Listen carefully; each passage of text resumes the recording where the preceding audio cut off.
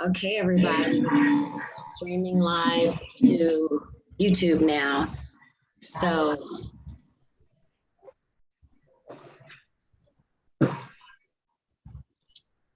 let's see. And we have all of our participants here. Hello, Coach Swan. Hello, Serica. Hello, India. How are you ladies tonight? Fantastic. Awesome, awesome. I am going to go ahead and share our link to YouTube. Okay. We're going to go ahead and share the link to the YouTube video so that we can have our participants here.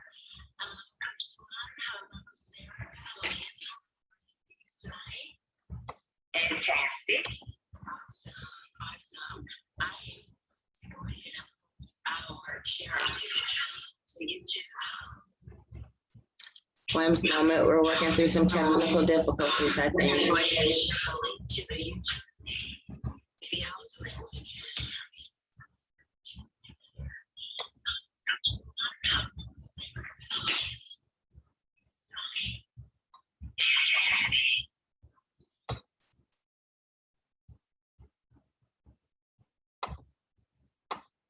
Okay, how is that, everybody? Is that better?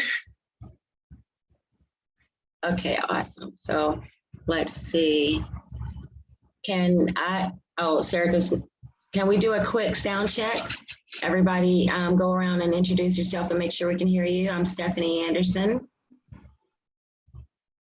I'm sorry, you guys, I tuned in under the wrong thing, but I'm Serica Peterson, not Renee Wilmore, but I'm Serica Peterson. I tuned in under my other business partners login. No problem. This is Coach Swan Simpson, of course. Good to be here. This is India. Hello, India. Okay, so we are broadcasting live to YouTube as well as to our Women Who Cannabis YouTube channel.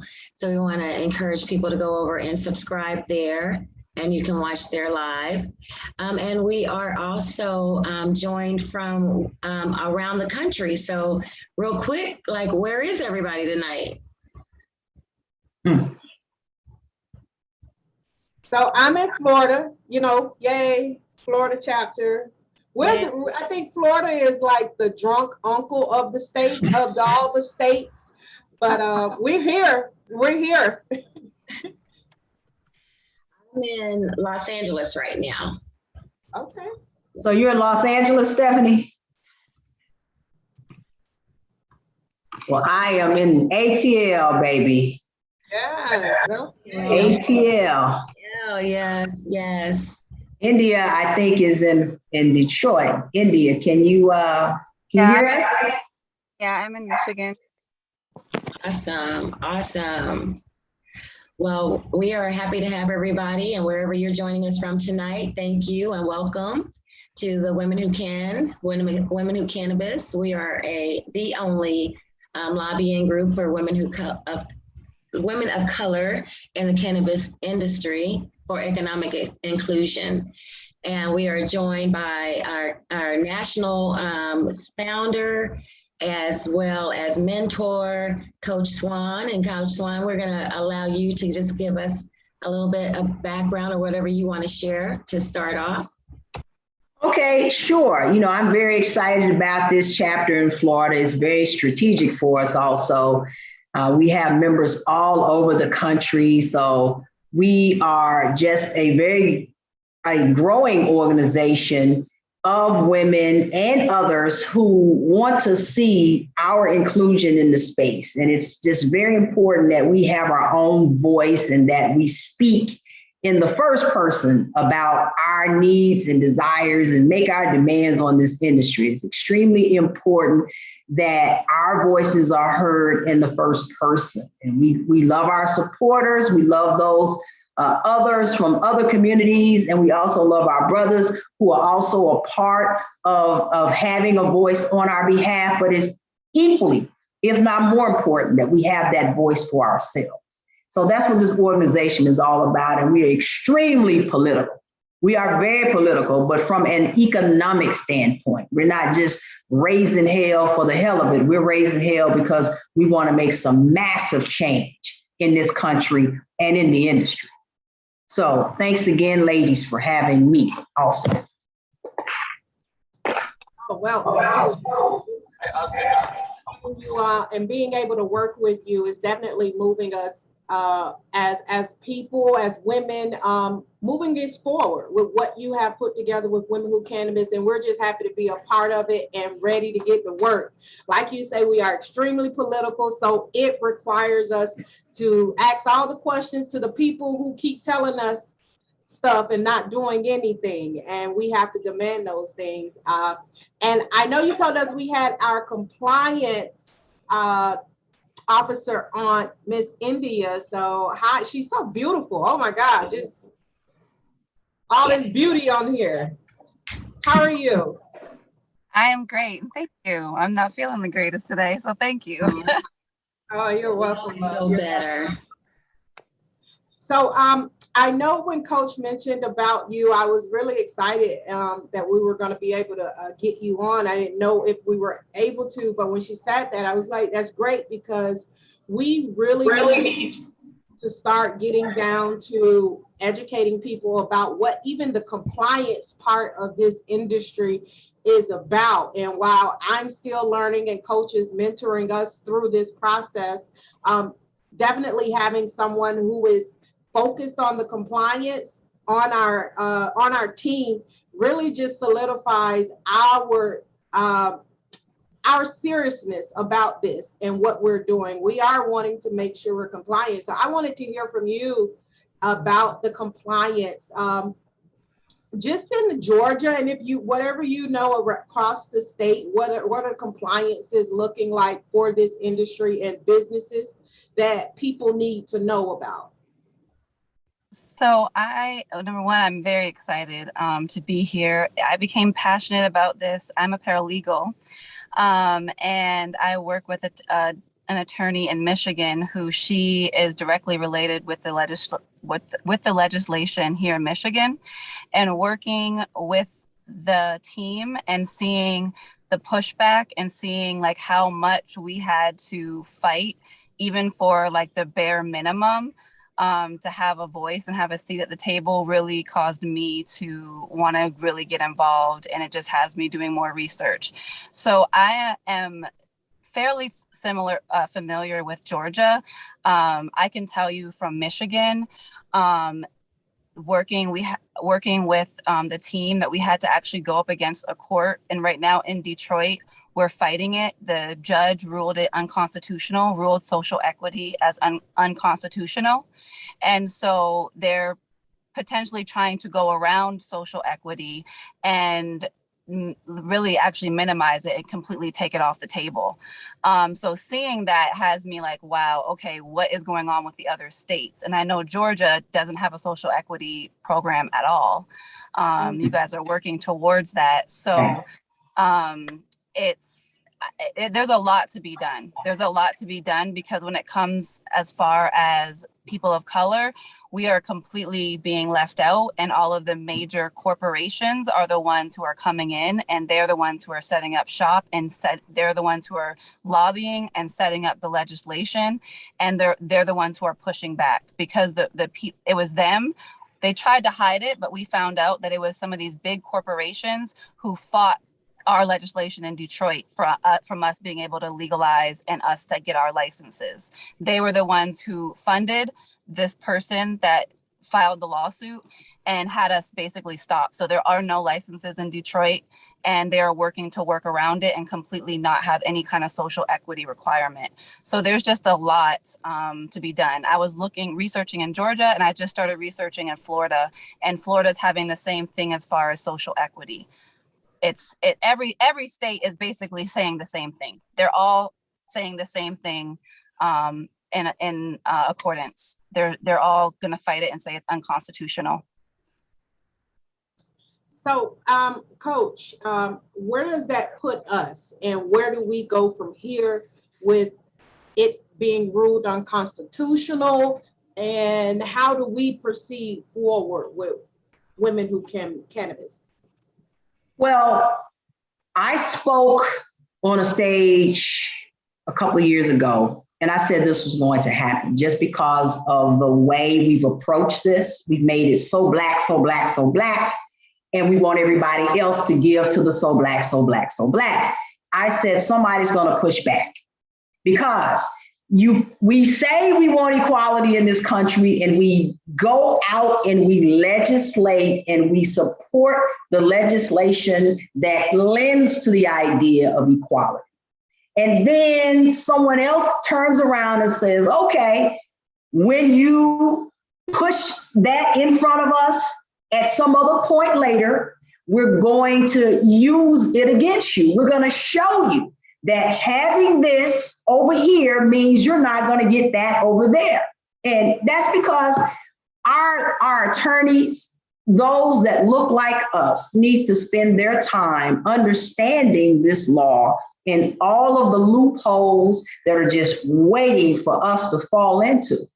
And this whole thing is no surprise to me. It's no surprise to me.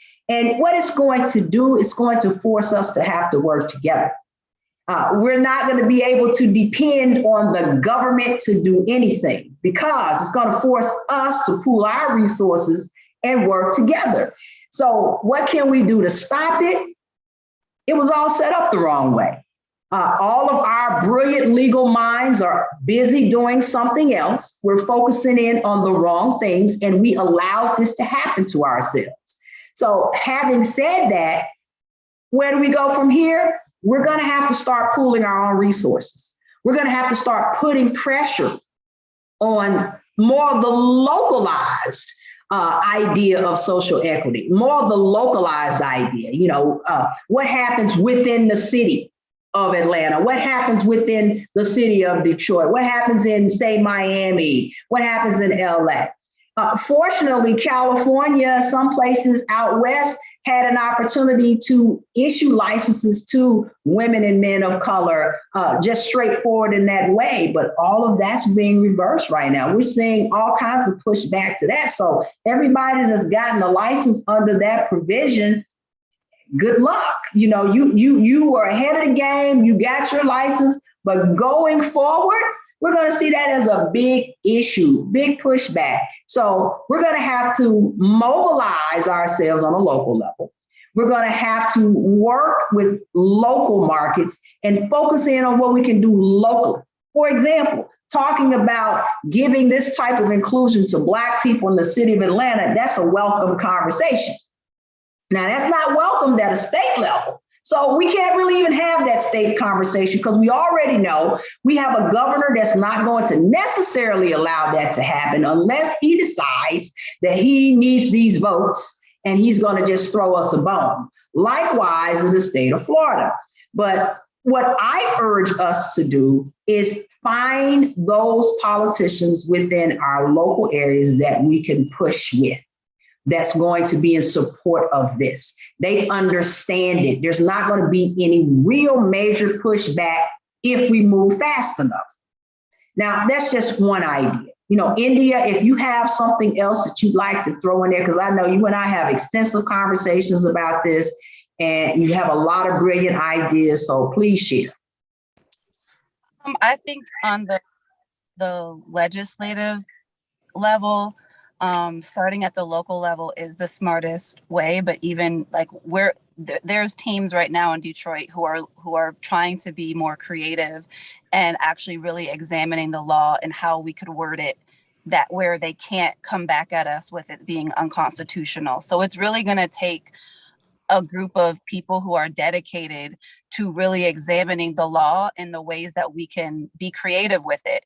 Because if they were able to have laws on the books for segregation that legitimately left out Black people in very plain language for how many different years, it's us who are not being daring enough to challenge the fact that they're saying that it's unconstitutional. So we really have to be bold, and we have to start at the local level and then push on our representatives who claim that they're for equality, that they're claim that they're fighting for that, to really push on them to fight for actual legislation on a federal level and at a state level that would include that, and be very clear as to why, because right now it's just wordplay.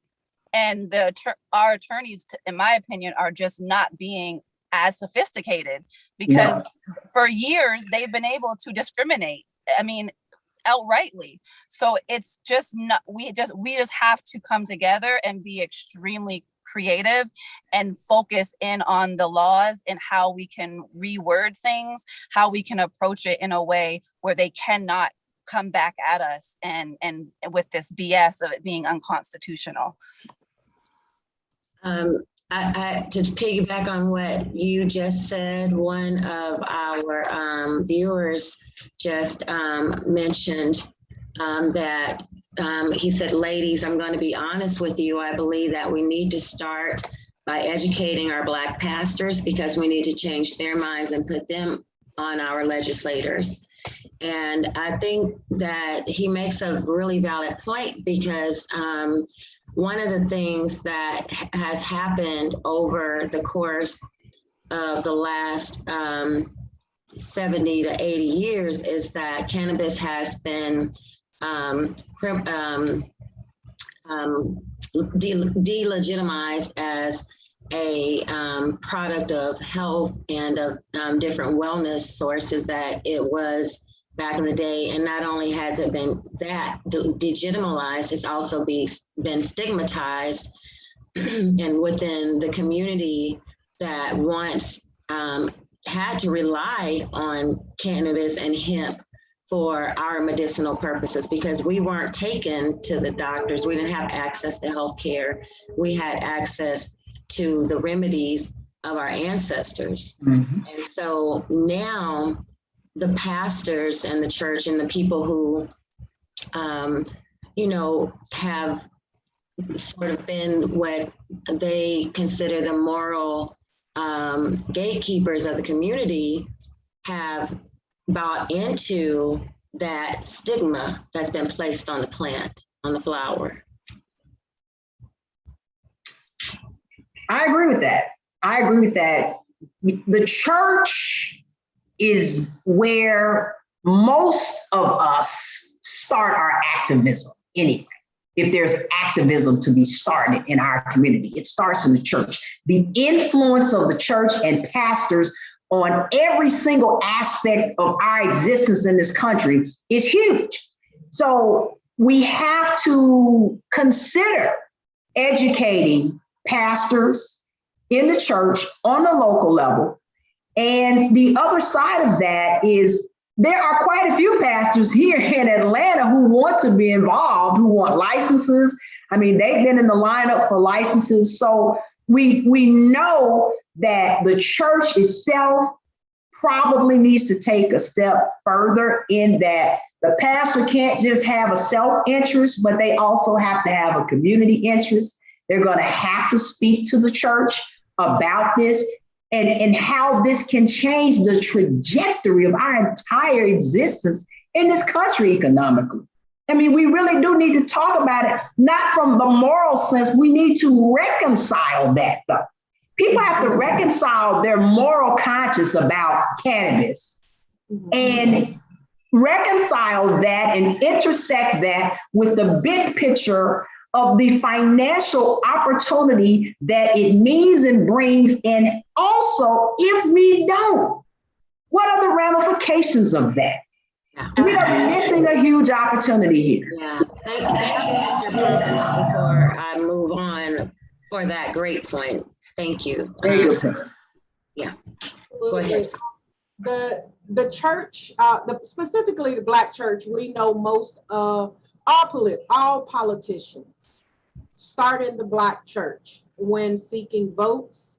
And to that degree, we definitely have to hold Black pastors to the same standard we hold politicians, because they themselves are actively participating in a political game. Now we can do that we now have to make sure that pastors understand what position you're taking when you support a certain politician, what stance you're taking, be it for your personal gain, or is it for the community as a whole? Like, we have to start asking those pastors the same questions, because anybody, not just pastors, anybody in a position of leadership in our community that can carry that holds a platform and can speak to the masses and sway them or convince them or whatever to go vote one way or the other, we have to hold all of them to the same standard, because they are who people are listening to. I literally have people in my community call me and ask me who to vote for. So I take that very seriously. If you ask me who to vote for, that means first, I know you're not going to do the research I'm doing on these people. So I have to be very careful if I tell you to vote one way or the other. And we have to hold even ourselves to that standard that, listen, when we say vote this way, we have to not only know that we're bringing an army with us, but now we have to be willing to go now on day one and say, okay, let us get that check.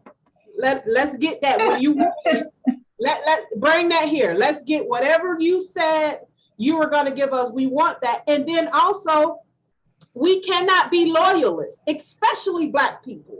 We cannot be loyalists to any party. I do not care if they blue party, green party, tea party, whoever. We have to be interest driven. We have to make sure our interest as a people is a priority. Everything else is secondary. If our interests are not being met, then we can't run with you no longer. And everybody on every platform everywhere have to understand that's where we're coming from, because our generation relies on us making the right choices now. And I would say that I think depending on each state that we're in, if each state develops a team where we're calling our local representatives or our state representatives and saying, especially ones whose seats are up for election, are saying, what exactly are you doing for us? Well, we're going to make sure you're not going to get reelected. I know that might sound aggressive, but I think at this point, that's really the only way that anyone's going to take us serious. And if we're going and we're meeting with these electives or whoever is in position right now and saying, what is your plan? Or if not, we're going to make sure that we do not vote for you.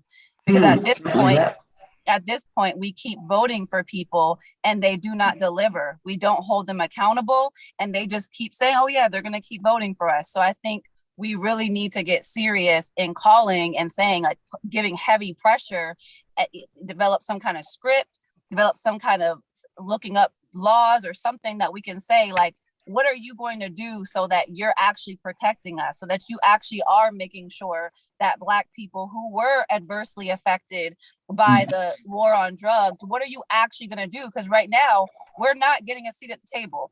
We don't have one.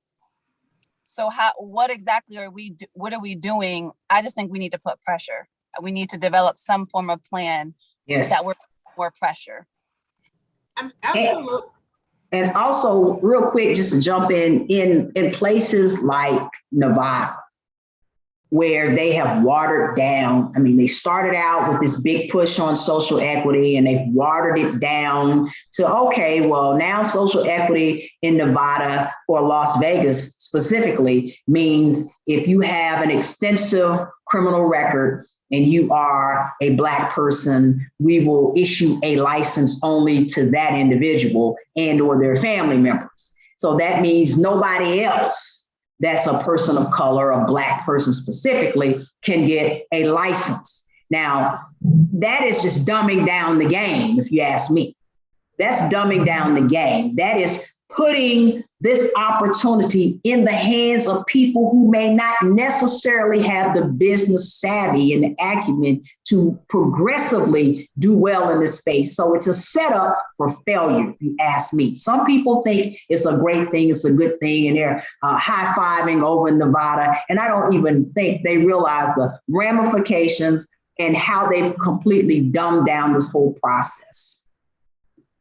And we need to stop all of that too. I wanted to share an article right here. Can you guys see the article? Yes.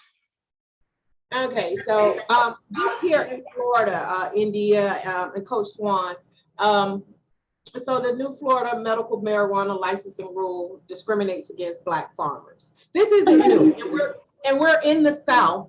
So understand, like, we're not new to the discrimination for anything with Black people. But like Coach spoke on, in India, we have to be aggressive right now. We have to play offense. Black women won the presidential election for the Democrats. Yes. That is political power. That is something that says, hey, we've been winning elections for years, for many candidates and many seats. We have to now leverage that power and say, hey, okay, we can win. If we can win an election, we can also lose one. And I wanted to bring this, I wanted to bring this up because I wanted to get, bring it to everyone's attention, but also, get your feedback, ladies, on this article. I know I sent it to you, but just to summarize it, the Agriculture Commissioner, Nikki Fried, issued this statement. It is completely outrageous that the DeSantis administration has raised the fees and increased the administrative burden for Black farmers applying for medical marijuana license in Florida.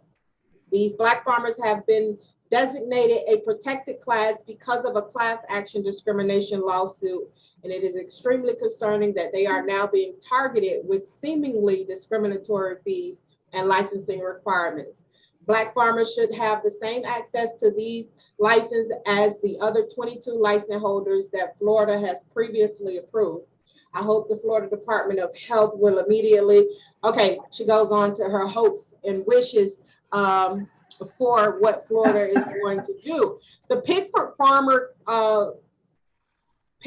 Farmers class action suit is something it is egregious with the amount of systemic racism, discrimination, land being taken, loans being denied, crops being destroyed. There's just a long list of things that has happened to the Pickford farmers, and their fees are going from about $60,000 up to $146,000. So here in Florida, this just is with them. This is something that they're saying is just for them. I don't believe that. I think this will set a precedent for what Black people would have to do in order to get licensing. And I think the Pickford farmers are pretty much putting us in a place of what the state will say to expect from Black license holders, whether they can get it together or they can't. So, I want to hear from you, ladies. What do you think? Well, the problem that I have with this whole situation is that if you look at what the Black farmers are already doing in the hemp and cannabis industry, and they're doing it under a very similar circumstances with the old sharecroppers situation back after slavery. And so basically the state is telling these farmers, you are good enough to sharecrop somebody else's land and make the profits for them, and doing that at your own cost for the most part, because by the time you put the labor and everything into that, and they calculate this and they calculate that. It's just like sharecropping. Now you owe them almost. You haven't made that, you know, so we just worked that year for free. So now you've got a system to where they've just made another financial burden on top of that, an obstacle, and saying, yes, you are a Black farmer in this case who can share crop those crops for others. But if you want to do them for yourself, instead of having to pay, you know, to go through the sharecropping experience, we're going to charge you a surtax, which is now we've got the poll tax type of situation going on. Mm-hmm. Using anything new in terms of what's happening with the practices, we're just applying it to a new industry.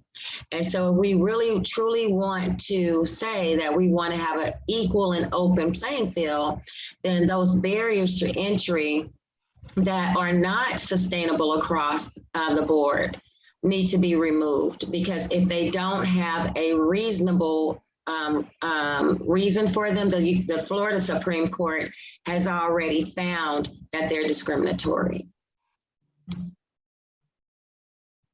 I would say that this is where capital is really important, because if those Black farmers had capital behind them, they would not have to be in this position, because the legislation is able, the other companies who don't want the Black farmers to win are able to band together, or whatever they have behind them, they have capital. I guarantee you they have major capital that they're able to push and persuade, lobby, whoever they are working with, that are able to somehow weasel their way into demanding higher fees and doubling and all that they're doing. It is capital. This is where capital is essential.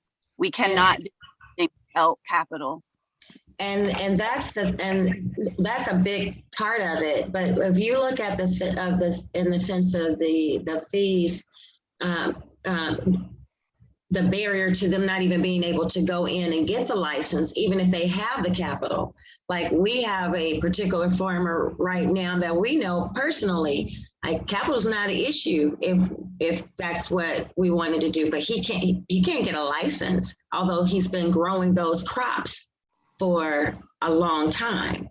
So the capital is being used, like you said, Ms. India, towards lobbying more so. They're not really, if I can just pay somebody to create a barrier for you getting in, mm-hmm.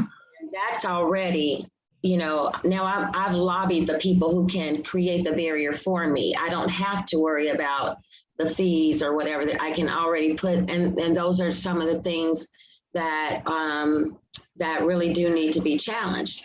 But in regards to capital and the social equity, I definitely think that if that's a way that we are able to go in and work with even members of our own family who may have you know, issues with marijuana possession charge or something like that, and have a partnership where now they are matched with people who have the big business acumen to actually run a business of this magnitude, and the industry knowledge to bring those people in to you know, also shape their operations and those kind of things. I think at that point now we can see where that kind of synergy could take place. But it's a matter of putting those type of resources together. Well, it's all, I guess, just determining what groups are they using that they're able to put these type of regulations that stop, and how do you fight against that group?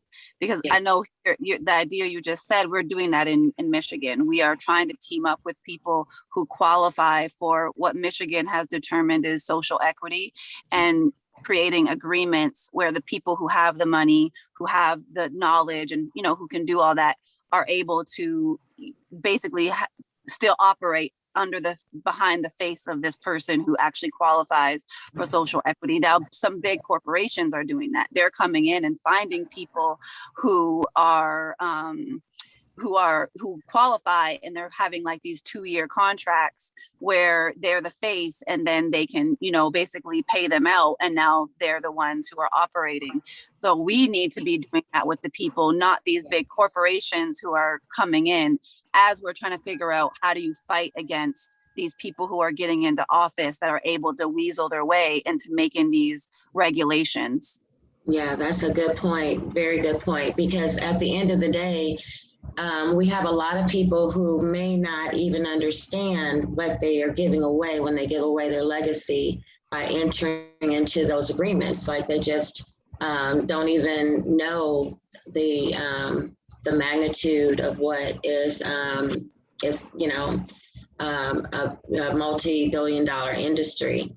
And I think that, and what I would like to really speak on in our next session is really about the financial tax revenues that have been generated in the states, specifically that have gone into medical or legalized cannabis, and then how much of those revenues have gone to women and minority-owned companies. I just think that's some homework that me and Sarah need to do specifically for our next session. I want to jump in. Go ahead. I was gonna say, I can see, because we have some numbers for the medicinal here in Michigan that show how many licenses were given, and only 6 were given to Black, and the majority, so I think it was only like not even 5% of the licenses were given to minority owned businesses. And how the tax revenues that have come in these years since medicinal has been legal here in Michigan. There's a woman that I work with who was working with us when we were fighting against the city. I can see if I can contact her, and maybe she can come on to this call. And because she's really knowledgeable in that area, she has broken it down. Like she's been really on the front lines here in Detroit, fighting against it. So I can see if I can get her to be able to join the call just to give some information. That'd be great. What I was going to say is we have to understand how we even got to this point. And I'm not going to bore you with all the extreme details of how we even got to this point, but I want to let you know that a lot of this started before hemp became legal. It started under the Clinton administration. And so many things started under the Clinton administration. It just boggles the mind how they were really forward in their thinking when they created these issues and these bills and these laws. We know the crime bill started there. We already know the ramifications of that. But also at the same time, there was a lawsuit that was filed by Black farmers during the Clinton administration. That was the first time a Black person had been appointed to chair the Department of Agriculture. And that was Mike Espy, who's from Mississippi. So they put this Black face in office. And what they did was they went around Mike Espy and they created all these issues for Black farmers all over the country. There were Black farmers who were being run out of business. The same thing that's happening in Florida was happening on a national level, and the conversation wasn't even being had. And it started under the Clinton administration, with the Clinton administration intentionally withholding money from Black farmers. So, well, how do you know that, Coach Swan? Well, there was a lawsuit. My family lives in Mississippi. My family originates from Mississippi, and my family participated in the lawsuit. The lawsuit was a federal lawsuit, and they proved their case. It was a big class action lawsuit with Black farmers all across this country. They proved their case, and then the federal government withheld the settlement. It was like $5 billion in a settlement for this type of discrimination that is still taking place right now and has trickled down to the state level. So what happened? That money had been held for almost 20 years. The Obama administration started paying off the settlement. Nobody else in between the time when the settlement was won and the time it hit the Obama administration even tried to pay the settlement to these Black farmers, many of whom had died, and their families were left to continue the fight. And so part of the settlement started in the Obama administration, and then some of the money was also released under the Trump administration. But now here we have the Biden administration. There were subsidies that were added to that settlement, and the Biden administration is holding those subsidies up. And Black farmers are saying, hey, this is the article right here that talks about what's happening under the Biden administration. I'll send it to everybody. But the headline says the USDA issued billions of subsidies this year. Black farmers are still waiting for their share, but here's the catch, the clincher. Quote, we have lived under economic terrorism for decades. This year, we have lived under economic terrorism for decades, said Georgia farmer Eddie Slaughter. Decades. This did not just start. And we keep voting for these people. I keep coming back to that because it's important. I don't think we even understand what has been happening. I don't think we even understand the magnitude of our voting for these people. I don't think we even understand that aside from talking about a vaccine every 5 minutes, what else is the Biden administration doing? Right now, they're withholding subsidies. They're withholding settlement money from Black farmers who've been sitting around waiting for this for 20 plus years. And we keep voting for these people. I emphasize that because we have to educate ourselves. We have to educate ourselves. This did not just start happening yesterday. This has been going on for decades. Coach Swan, that's the reason why I say that as Americans in general, at this point in time, we need to start registering as non-party affiliate, no affiliation. We need to be able to vote for the candidate that makes sense for our economic, political, pursuit of happiness, all of that needs, like whatever the case is, whatever is important to you as a voter, being tied into these primaries with these individuals and them knowing that they are holding us hostage in this two-party system, and we continue to allow ourselves to be held hostage. 50% of Americans don't agree with either one of these parties right now. Right. We're allowing ourselves, the majority of Americans are allowing ourselves to just be puppets by signing our voter registration card, Republican or Democrat, every darn time, or whatever the party is. We have to vote our interests. And I think that everybody knows that's the premise of Women Who Can. We have to start understanding the process that these politicians are using to place their votes for and against us. We have to understand what they stand for, not what they're saying.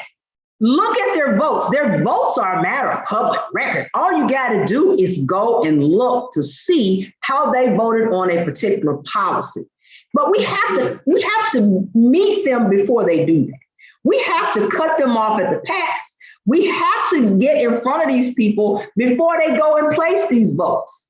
Mm-hmm. And the main thing we need to do is just get them out of office, because they've been doing this for 20, 30, 40, and 50 years.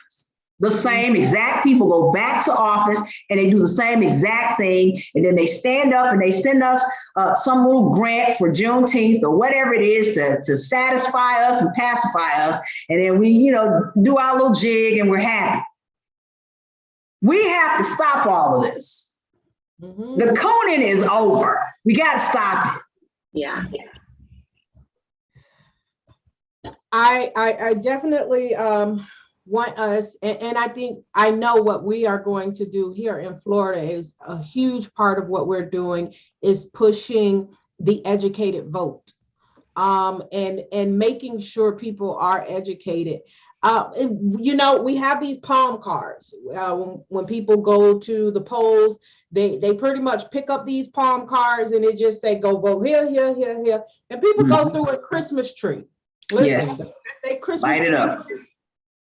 And the thing is, you have people who are paid to hand out these palm cards to people who are walking in, and you have people who are going to vote because you're saying I need to vote. But do I really have time to sit down and read and research and do all of these to see before I walk in there? Like I have my white friends, they come with their ballots that they've sat and researched and they've read and they've circled and they've done all this, but they have the time to do that because first, they're not facing all of the issues we are facing. So they can just walk in there and go, if, you know, I don't want to vote for this person because he don't like garbage cans or cats. They can take whatever, yeah, details apart and say, hey, we're not doing that.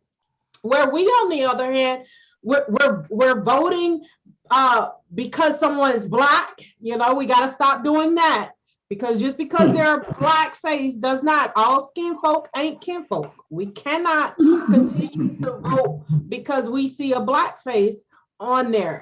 We have to do that.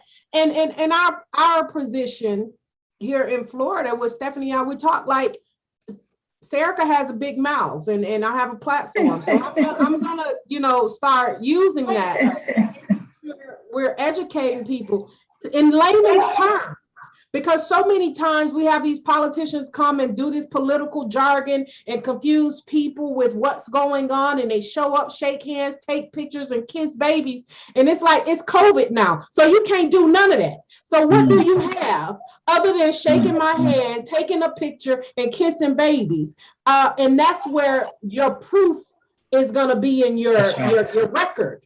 So that's we're in a good, you know, as sticky of a position we're in a prime place right now where people want to know the truth. That's right. And we have to put it out there. We have to educate. We have to continue to use our platforms to do that. And I'm really excited about what Women Who Cannabis is doing. And here in Florida, we're gonna come by force. We're not playing at all. Not at all. Women Who Cannabis Florida, we do have a way for you to join. The first year, our first 100 members are founding members, and they will have their membership complimentary from the national organization. And that address is www.womenwhocannabis.com/Florida. Is that right, Serica? Yes, ma'am. Okay, so you can. We'll put it in the link. I know the last time, so we're getting down to the final numbers, final few slots of that 100. So yeah. We're probably just over halfway, which is yay. We haven't even hit a whole 30 days yet. So I'm like, okay, listen, it's about to get hot in the kitchen. You know, it's smoke in the city. And when it's smoke in the city, you follow it. So that's right. I am really excited about that. We're going to get some numbers. And when we get the 100, we're going to do that's what we'll do. When we hit that 100, we're going to do a virtual celebration for our 100 class celebration. I really want to make sure that we're pushing that. Hey, listen, we are the first lobbying group for women of color and economic inclusion in the legal cannabis and marijuana industry.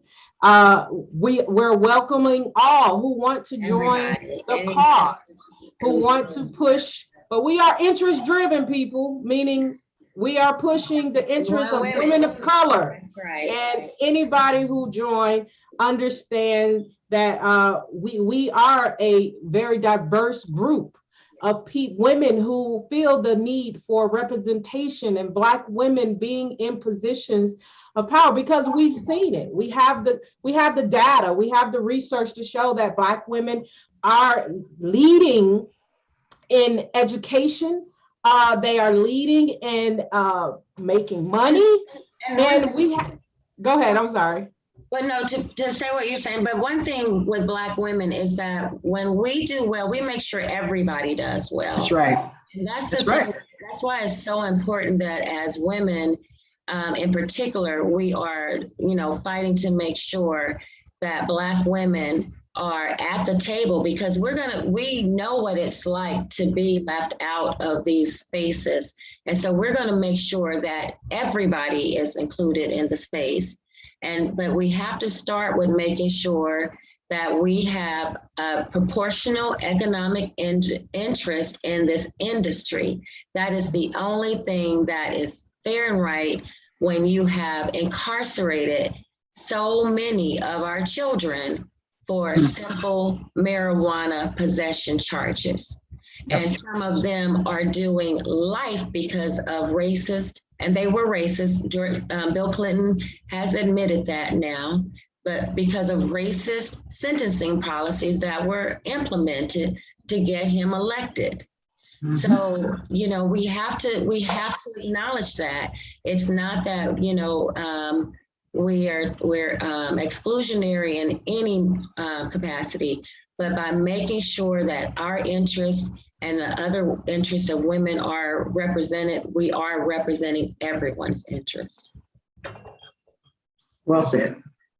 Absolutely, absolutely. So, India, I want us to do a nice roundabout, take 5 minutes or so of what action item do you think people can walk away from today with doing, something to research, something to read about, to get them on the path of being an educated voter?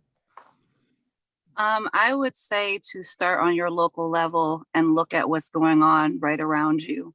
You can easily Google what's marijuana in your state, and there will be things that come up, and then go from there. I would start at a local level, because right now federally it's going back and forth, and that's going to be a bigger fight. You're going to need more money to fight, lobby for that. I think starting at a local level, especially in the states that do have medicinal legal medicinal selling, and then those like Michigan has recreational.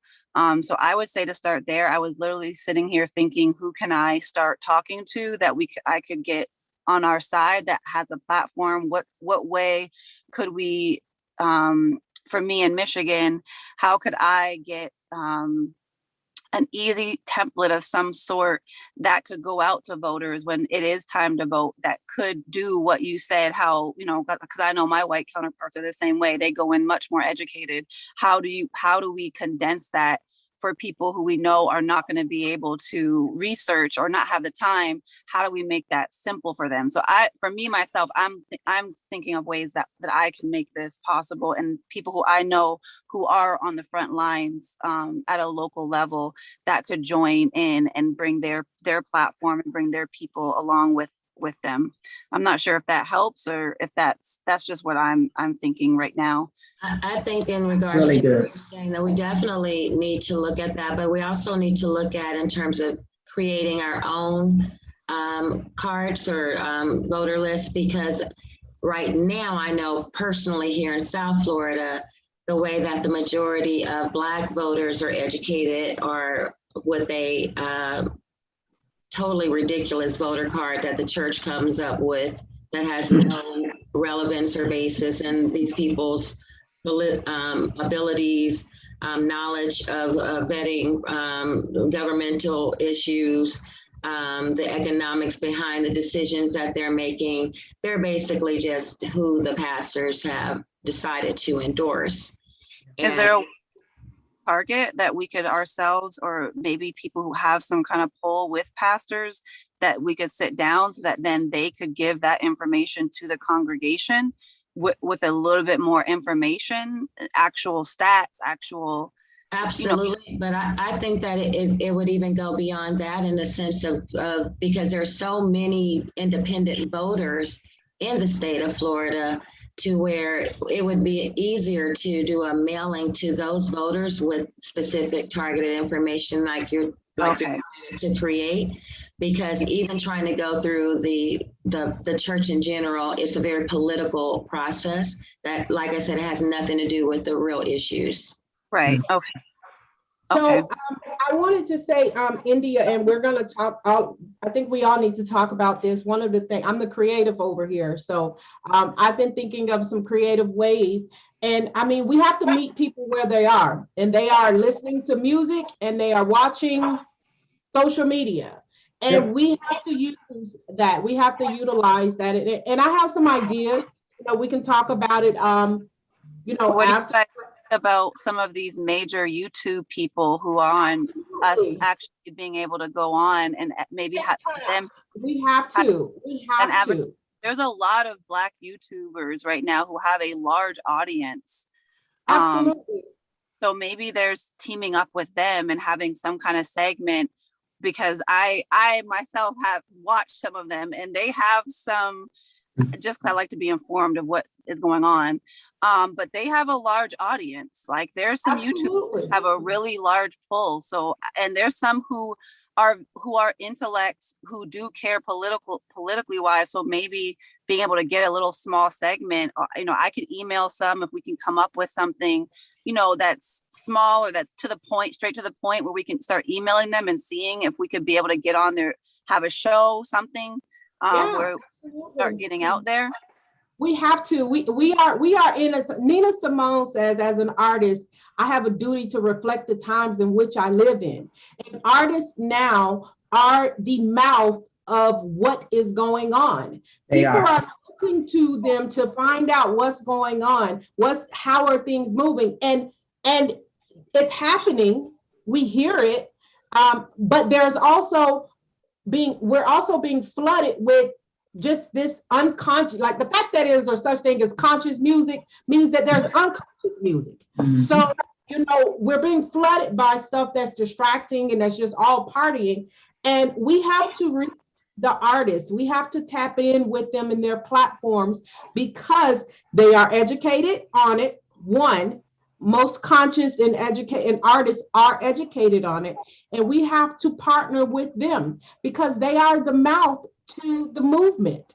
They are the Harry Belafontes now. They are the people who are showing up and moving people. And we have to be more serious about involving artists in their artistry in our movement. I think we have more of them than they have lobbyists. We have more artists than they have lobbyists. So if we just tap into that, it's an unstoppable plan. And there are a lot of those people already in this space. There are a lot of athletes. There are a lot of entertainers. Beyonce, we mentioned, I think last week, just had just got a hemp farm. There are a lot of people in this space that have an economic interest in making sure that the message goes out about inclusion, in the space. So, but I've noticed that a lot of the athletes are teaming up with major corporations. Yes, that is true. But what we've tried to do is to identify athletes and work with them in terms of making sure that they know that there are other options. So we're working with athletes who own their brands, like in and other industries like that. Those are totally owned by the athlete or by the entity themselves. And I think that's important because you have to be aware of what you want, what field you want to go into in this industry, but you also have to be aware of related partnerships that could strategically help accelerate those interests. So we have everything we need, ladies. I think just as a people, we need to understand that we have everything we need. We just have to unite. And it is on us, and it's on, Black women right now. It's on us to unite. And we can do that. We can do that. We do have the capacity in which to do that. And I just want to say that I'm committed to it. And anybody out there who wants to be a part of what we're talking about, you can join the Florida chapter. If you're here in Florida, you can join the national chapter. Either way, we need numbers. Join us. Right. www.womenwhocannabis.org/Florida is how you join the Florida chapter. But again, go on the website, look and see all of the wonderful things that has been going on. And it's been going on. We're not just starting, we're just launching the Florida chapter. But Coach Swan has already trailblazed us through some, I'm sure, some really deep waters. So we're able to stand on her shoulders right now, and we have to make sure we magnify what it is that Women Who Cannabis is about.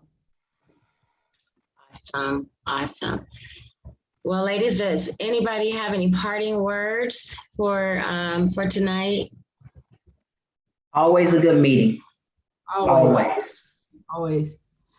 And if you are already a member of Women Who Cannabis Florida chapter or even the national chapter, and you'd like to join us as a panelist on one of these meetings to ask your own questions or raise any issues or concerns that you have personally, you are welcome to do so as a member.